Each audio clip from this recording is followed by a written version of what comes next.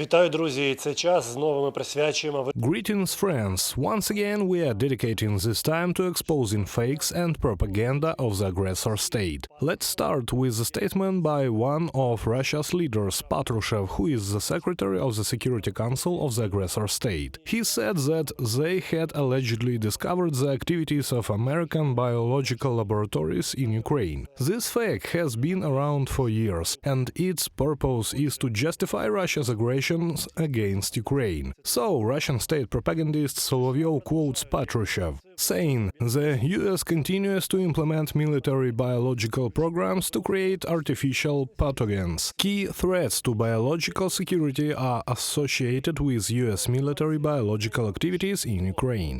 This information is fake. Last year it was refuted by Russian scientists themselves. So the next time you hear this, be sure. The Russian psyops continues to operate.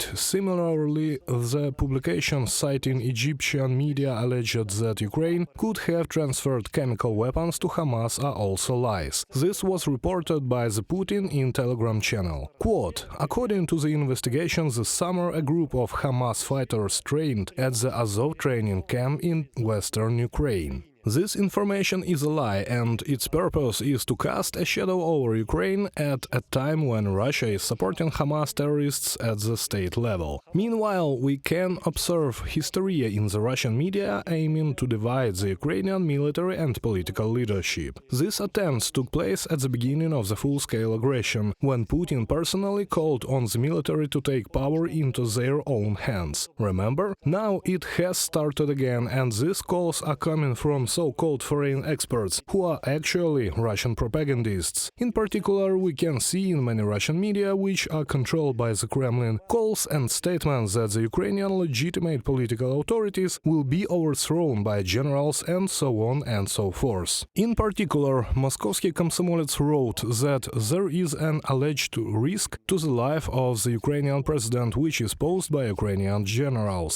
They quote, as they themselves claim, former US Marine Corps intelligence officer Scott Ritter, who is in fact an impostor and a man who has been convicted of sexual offenses in America. Then Ru, which is another Russian propaganda Telegram channel and traditional media, report that the president of Ukraine will be overthrown by his own generals. Российская газета, a government-owned media created by the Russian state, also officially reports that the president of Ukraine will be overthrown by his own generals. And again, they refer to US military intelligence officer Scott Ritter, who is in fact an impostor. He appears in a different status in the Russian news agency Regnum, where he is presented as an ex-CIA analyst. And again, Scott Ritter said that President Zelensky did not have long left, and he makes this statement with a certain regularity in order to fuel this media narrative. At the same time, we see the Russian media spreading a fake address by the Commander-in-Chief of the Armed Forces of Ukraine, Valery Zaluzhny. This video was created using deepfake technology. In the video, the general is allegedly calling on citizens to rebel against the legitimate political authorities. In particular, the Telegram channel Zloy Proof, a Russian propaganda media, reports that Zaluzhny has posted a new message. He calls on all servicemen to come out of the trenches and march to Kyiv in one column in a peaceful march of justice. This video is completely edited, it does not correspond to reality, and this is just another video in a series of fakes that Russian propaganda has been spreading for days, and the quality of these videos is getting worse and worse each time. Another fake narrative is that General Zaluzhny announced his intention to use robot soldiers at the front, allegedly saying that it is a necessity for Ukraine now. But the general has never made such statements. Be careful when you see such propaganda. We continue to debunk the aggressor state's propaganda. In particular, there is a Russian propagandist, Kots, who works for Moskovsky Komsomolets. He publishes material allegedly from the Frontline, where one of the traitors of Ukraine who allegedly studied in Dnipro, later lived in Lviv, and now is fighting against Ukraine, claims that 30% of Ukrainian citizens are waiting, believing and hoping, meaning that they are waiting for the Russian aggressor. This is a complete lie, of course,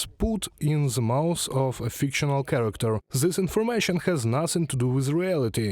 After all, legitimate sociological research conducted by various research centers in Ukraine shows that more than 95% of Ukrainian citizens consider Russia to be the aggressor and in no case would allow the presence of Russian invaders on our land. We can also see how Russia continues to undermine the situation with the Ukrainian language in Ukraine, and unfortunately some local propagandists here played along. For example, the Telegram channel of a military propagandist Podolaka. He publishes videos where he tries to pit Ukrainian-speaking residents of Lviv against Ukrainian soldiers.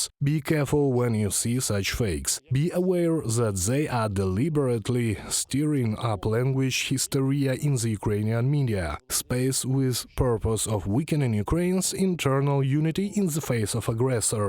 And as usual, propaganda contradicts itself. On the one hand, Russian propagandists are making the most of a statement by a French politician Florian Philippot, leader of French Patriots Party. It sounds very serious, but in fact, this party took part in the elections to the European Parliament and gained as much as 0.65%. And this politician claims that the NATO countries have changed their attitude towards Ukraine and the Ukrainian leadership. And I quote, "The United States is now following its own desire to remove its own word from the post of President of Ukraine." Of course, this is nonsense put into the mouth of Russian propaganda. It is interesting that these Russian propagandists' fakes contradict their other fake news. In particular, we are talking about the statement of the former head of the Ukrainian government, Azarov, who fled to Russia. He is now living there and is fully practicing Russian propaganda narratives. Azarov, on the contrary, claims that America is not going to abandon Ukraine, saying that US President Biden is not going to stop helping Ukraine, Azarov claims. In other words, when Russian propaganda tries to convince its own viewers and listeners of something,